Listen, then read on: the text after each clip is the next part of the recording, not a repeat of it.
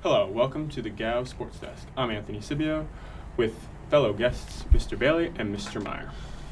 So, this week in football, you got some big news. You had the Cardinals going down with Carson Palmer getting injured. What do you guys think? Well, definitely a tough luck for Carson Palmer, a guy who's had a lot of injury problems over his career. Signs a huge deal, goes down 3 days after signing a $57 million contract. However, Drew Stanton has proved in the past he can win games. He's 3-0, I believe, as he's played early in the year when Palmer went down. They've got a great defense, a good offense, very well coached. I think they might suffer a little bit, but I think they'll be okay. I think Drew Stanton is a future star in the National Football League. I mean, like Mr. Meyer said, I think the Cardinals are one of the most complete teams in the NFL. They got a great young receiver, Brown, who's a rookie this year. He's been playing amazing. You got a good leader like Larry Fitzgerald out there still. So the quarterback doesn't have to be a superstar like most teams. He's just pretty much got to manage the game. And I think throughout his career when he's stepped in, he's done a great job at that. So I think he can fill in nicely for them and help them continue on the path they've been going. Yeah, I'm on the same page with both of you. I'm a huge Giant fan, and I saw them week 3 when Stanton was in there for Palmer, and he was solid. I mean, guy can play.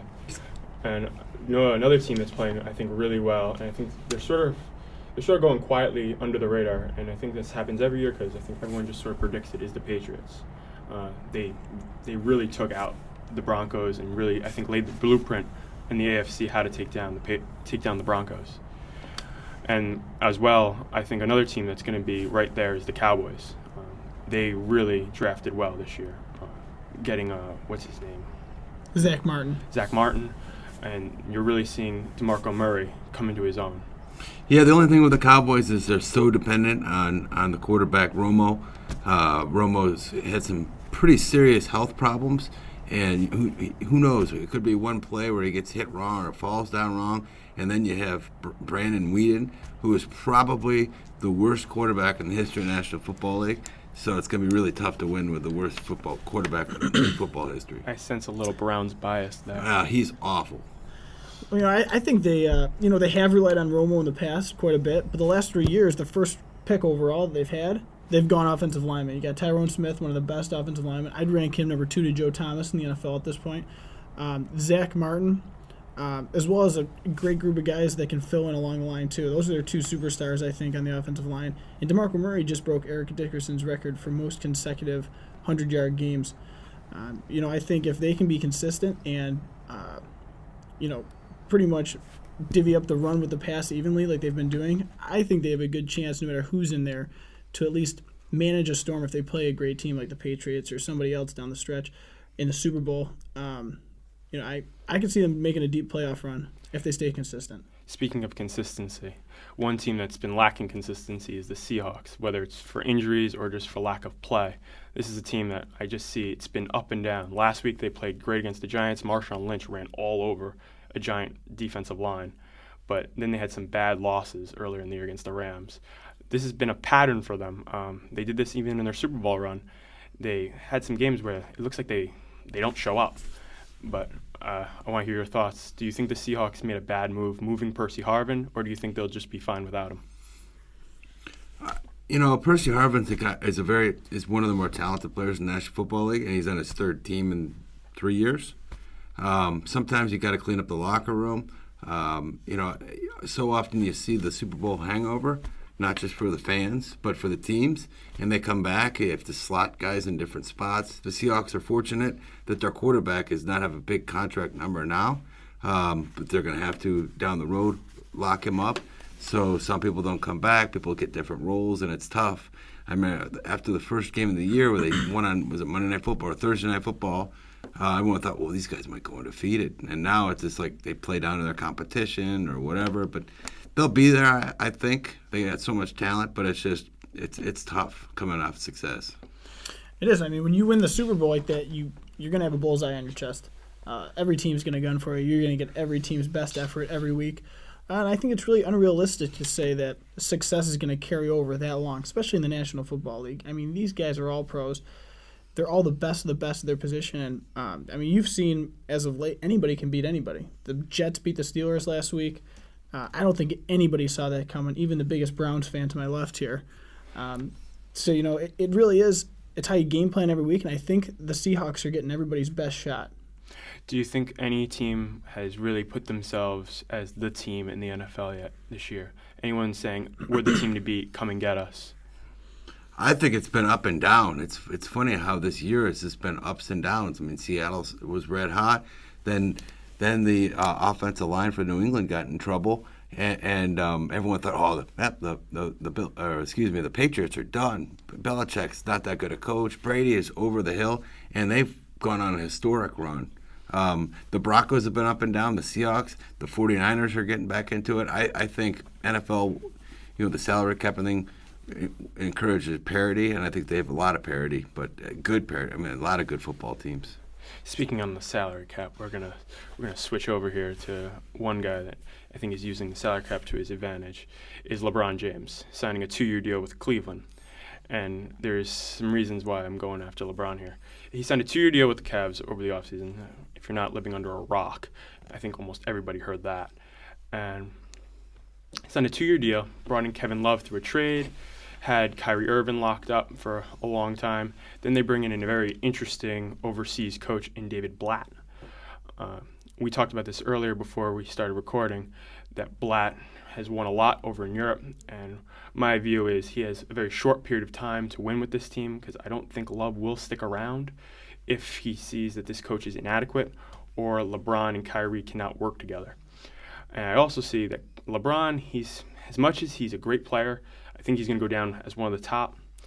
I don't know if he will stick around in Cleveland if things don't go well with Blatt. I don't know. He left Miami, and did any of you think he would leave Miami? I thought he would. I thought he would. I thought he had a good chance to go back to Cleveland. Did you deeply believe that, or do you, because you live in the area, or did you believe that he would actually come back earlier than you thought? I mean, I'm not biased for either team, just because I have no ties to Cleveland. I think that over time he just realized, where his heart was. I think he felt bad leaving, and in the fashion that he did it. And I think he had something else to prove. He went to Miami where the guys around him, he should win. He wants to prove that he can do something for his hometown and be kind of a savior to their sports franchises, because they've had such struggles over the years. I think in a nutshell, he's pretty much trying to prove everybody wrong that he can do it wherever he goes, and it wasn't just because of the big three around him. I mean, I could talk Cavs basketball forever, but I mean, I think I've read a lot about it. I follow the Cavaliers, and from insiders that you listen to on the radio, Brian Windhurst and others, he went to Miami to get his championship, kind of like he never went away to college, go away, learn, hone his craft, and now he's back home and he wants to bring championships to Cleveland. They haven't had one in almost 50 years. The contracts, right now with the whole CBA, with the NBA, the contracts, the new TV deal will be summed up in the next couple of years, so the salary cap's going to be much bigger. That's why all these short-term contracts. But in terms of Kevin Love, I think, he's going to opt out no matter what to redo his contract. If he leaves, but the Cavaliers did talk to him before trading, and they gave up a lot of assets for him. But I think he's going to eventually he's going to opt out, but no one can pay him more than the Cavaliers can. I think he's going to opt out, and I'll tell you why. There's a couple teams that are in huge need of superstars. San Antonio, if Tim Duncan steps down after this year, they're going to need a superstar, and there's already rumors that they're going to go after Marc Gasol like the Knicks will. Kevin Love's services can be used in L.A. He is from L.A. That could be an interesting destination. DeAndre Jordan's contract ends next year. That could be a destination. And with the Clippers they're a championship contender team, but they need one more guy that can create his own shot, except Chris Paul. Griffin, he's a great player, but he relies on his point guard to set him up a lot. And you saw it in the playoffs, and he doesn't shoot great from the perimeter. He's learning, but he's not as good as people, I think, make him out to be. That might be just me. I don't know. I just think there's so much talk around. I mean, he's 5 games into his career in Cleveland. Everyone's getting to know each other. David Blatt, is a very offensive, friendly coach. Guys want to play that type of offense. You know, David Griffin, the Cavaliers general manager, came from Phoenix, where it was wide open, run and gun type offense, which most players like to play. That's why he brought in David Blatt, an ingenuitive offensive coach. I think once these guys learn to play around, get the ball moving around, people have a lot of respect for David Blatt. But in terms of the Cavaliers and LeBron, if there's disconnect between David Blatt and LeBron, LeBron wins. David Blatt, see you later. They bring in whoever LeBron wants. It's a players' league. I think these Cavs teams are going to win a lot of games and play together for a long time. And I think he has a 2-year contract just to make sure that they know that he wants players consistently coming in. There's always that threat of him leaving, so they're going to have to revamp the team. I think last time when LeBron was here, they kind of got complacent and said, we got LeBron. He's going to make us so marketable as a team. LeBron would never sign that long-term deal, so it was hard to get guys to come to Cleveland. No one's going to go to Cleveland unless they know LeBron. And if you notice that they didn't get many free agents. I mean, they got Mo Williams and some of these guys that aren't first-tier guys. They weren't going to get Stoudemire and the other guys. Now he comes back. He's got opt-out in a 1-year deal. Boom, he brings in I mean, obviously it was trade, but they wouldn't have traded for him if he didn't want to be there. Right. Kevin Love, they got Marion, they got Jones. I think you would have regretted getting Stoudemire. I think they got Mike Miller. He's a Knicks great fans shooter. are struggling to see that. Yeah, well, it's easy now, but I remember before LeBron left, that was the guy at the trade deadline they wanted, and he would not come to Cleveland. Stoudemire? Yeah. I'm a Knicks fan. And I think you'll overall, hear that sentiment overall in the next couple podcasts. You hear I'm a Knicks fan, and Stoudemire's been tough to watch. Him and Bargnani playing on the second team together is like watching nobody in the lane. And getting back though, NBA sports is so much fantasy sports nowadays. And get this guy, plug him in there, we got it. It all takes about interchangeable pieces connecting together. And the Cavaliers, if you look at the guys they've signed, are all guys that will fit into the fast-paced offense. Guys that complement each other. They got shooters. They got ball handlers. They don't have a rim protector yet. They do have. Varejao doesn't count. He's okay, but he's not. They like someone. Maybe it's a big name, but Roy Hibbert with Indiana going down. You never know. Although they beat Miami last night, someone who's back there can block shots. Brendan Haywood's hurt, but I think what they've done building this team the second time is so much more seamless than the first. Cleveland has a lot of trade assets, and Hibbert's on the last year of his deal. Mm-hmm. That could be Dion Waiters is on the bench. He's sixth man. He's a very good player. But that could be an interesting. I'm just speculating on my own here. It could be an interesting match if they work it out. And that's a team. Cleveland, they're win now. There's no next year with them. They're win now, but you're right. They do have a lot of trade assets. They've got some money under the cap. Ray Allen, he might be an addition here towards the All-Star break. You never know. But the way they built this team, they struggled for 4 years, but it's come together. You want to go over that? Yeah, you want to go over. I'm just thinking. We're at the end. Switch. Going to another Cleveland sports team right now that is surprising everybody is the Browns.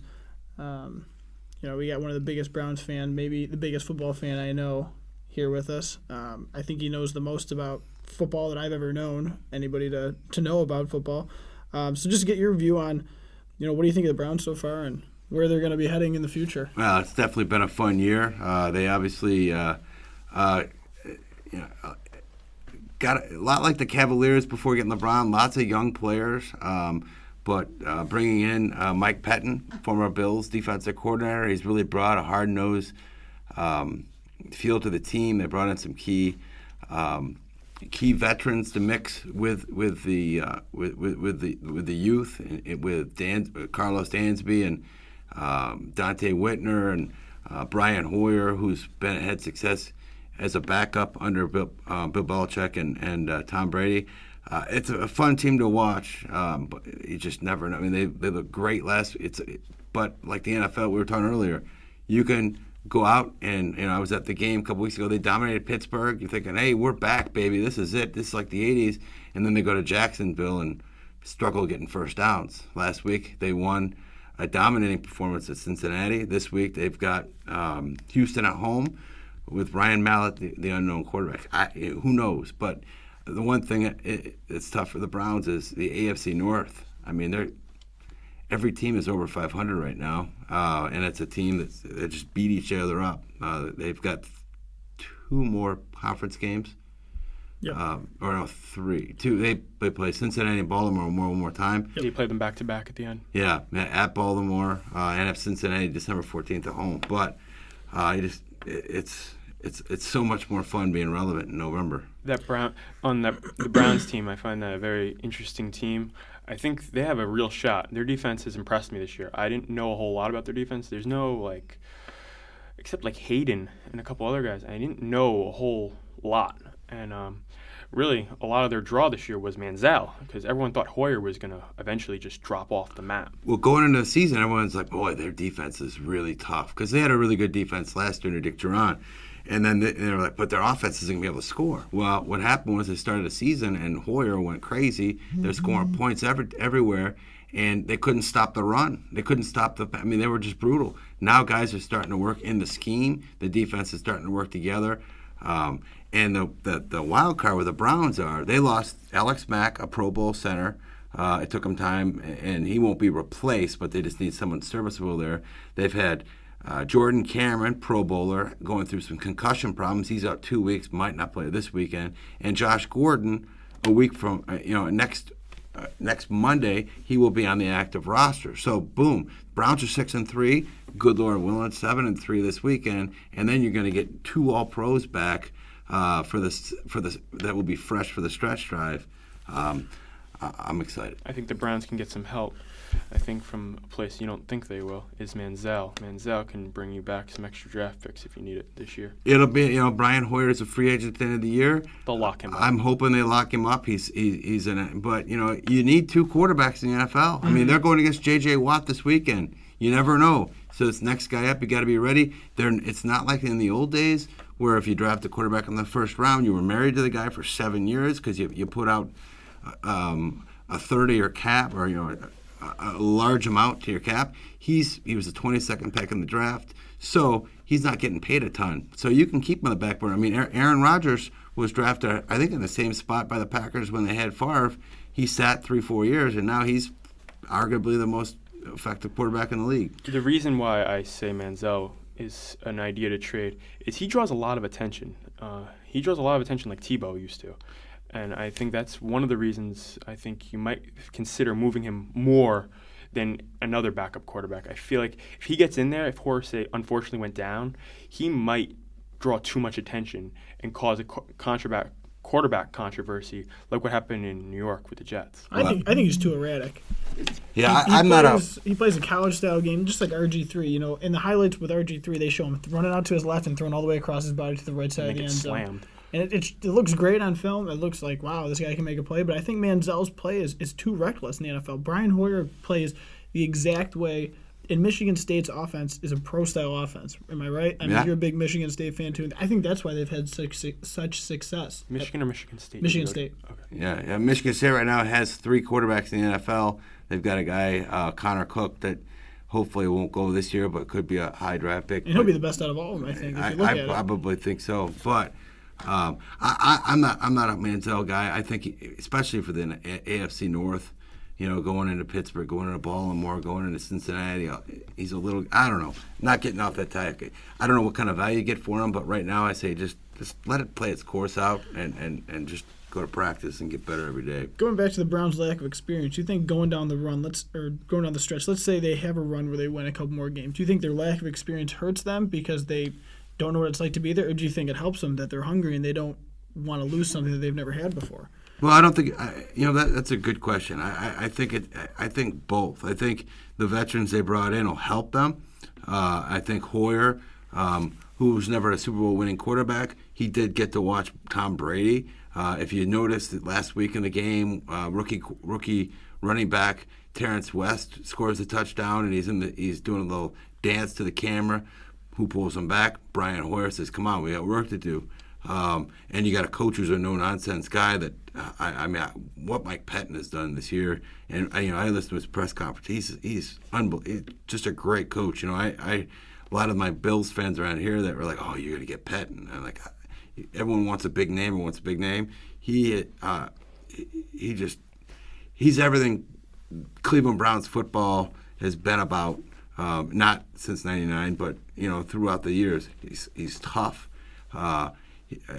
He wants to knock you out. He wants both sides of the ball to blow the other team off the ball. He wants to run the ball. He wants to punch in the mouth, and it's fun to watch. And these weeks are a lot longer now because I want the football game to start right now. I know. I hear you. A team that needs direction. A team that needs direction is the Raiders. They're from the players to coaching to the front office. Just a quick little segment. What do you think they'll do with that team? Do you think they'll move out of Oakland, or do you think they'll stay there? Well, the Davis family is definitely always looking for a new deal. They went back and forth from LA to Oakland, LA to Oakland. Now they're talking about San Jose or even San Antonio. I have to think they got to stay. LA's going to get a team, probably two teams. I don't think it's going to be Oakland. I think St. Louis. I think How about the Jaguars? Maybe the Jaguars. The Bills. No, just kidding. No, but it might be Oakland. I don't know, but that's a team that's just, they haven't had. They don't have a GM. He's probably going to get fired. But, like you talk about Cleveland. Cleveland's had 5 GMs since 1999. It's so hard to rebuild your thing when you're always up and down. I think they just need someone to kind of take that franchise over, kind of have a system and draft for it. Their draft picks, if you look at their drafts, I'm a big NFL draft guy. Their first-round draft picks, they're not even, they're really not relevant in the first round at all, and they're taking. They overpick value. All they want is big and speed. Well, I think now they got a good quarterback in Dave Carr. I think he's a good poised quarterback that can play maybe West Coast or whatever they want to run. Now they just got to find guys around him. Yeah, well, some bad news for the Raiders there, but this is some bad news. We have to finish up here. So it's been fun today, and we'll see you next time. All right, thanks Thank you, a lot. Anthony.